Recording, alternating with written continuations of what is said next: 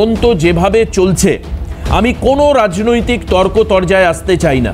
আমি বিশ্বাস করি কোনো রাজনৈতিক দল তার অনুগামী বা রাজনীতির সদস্যদের বলে না যাও গিয়ে তুমি কোনো অপরাধমূলক কাজ করো। আমি বিশ্বাস করি না কোনো একটা ঘটনা ঘটলে তার পরবর্তী সময়ে পুলিশি তৎপরতার নজরে আসে এবং এই ক্ষেত্রে 5 জনকে গ্রেপ্তার পুলিশের বারবার করে ব্রিফ করে এবং যেটা পুলিশ কমিশনার বলছিলেন যে তাদের নাম্বার বাড়ির লোককে দেওয়া, তাদের সঙ্গে ডিরেক্ট কন্ট্যাক্ট করা, এই সমস্ত কাজগুলো পুলিশ করেছে।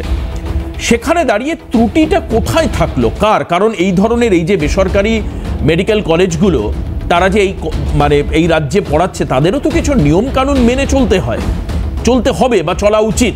সেই জায়গায় কি ত্রুটি বিচ্যুতি রয়ে গেল?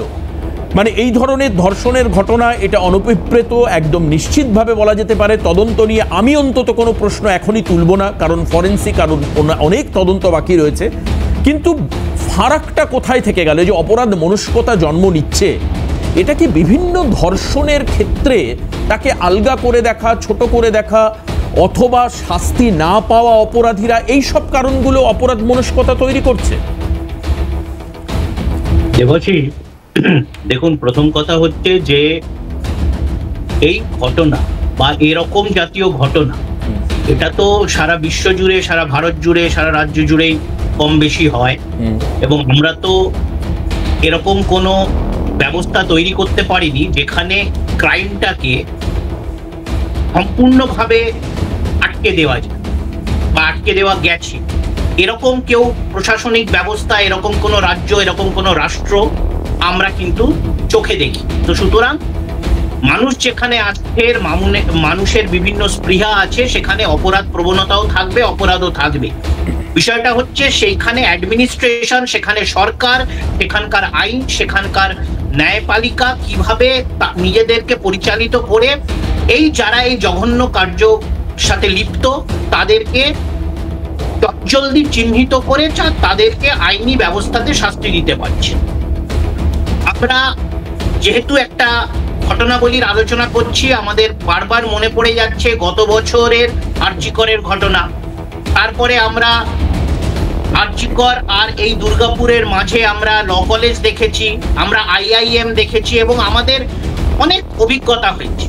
এবং ইতিমধ্যে বলে রাখি যে এই ঘটনাগুলো যখন আমি উল্লেখ করছি তখন এটাও বাস্তবিক যে পশ্চিম বাংলায় অন্যান্য রাজ্যের সাথে যদি আমরা সার্বিকভাবে তুলনা করি, এই অপরাধ প্রবণতা বা এই ধর্ষণের বা মহিলাদের উপর আক্রমণের ঘটনা কম্পারেটিভলি অন্যান্য রাজ্য থেকে অপেক্ষাকৃত কম।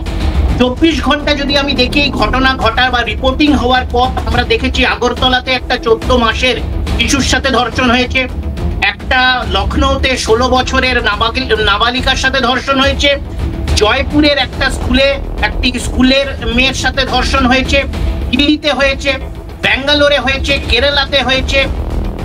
তো সুতরাং বিভিন্ন রাজ্যতে হয়েছে এবং আমরা যদি সার্বিক পরিসংখ্যান দেখি, বিভিন্ন রাজ্যতে যেখানে 15 মিনিটে 20 মিনিটে একটা করে ধর্ষণ হয়, সেখানে পশ্চিম বাংলাতে এই সংখ্যাটা প্রায় 12 ঘন্টাতে একটা। কিন্তু তার মানে এই নয় যে পশ্চিম বাংলার ভালো দিকে নিয়ে যাওয়ার বা আরো বেশি নিজেদেরকে শুধরাবার জায়গা নেই।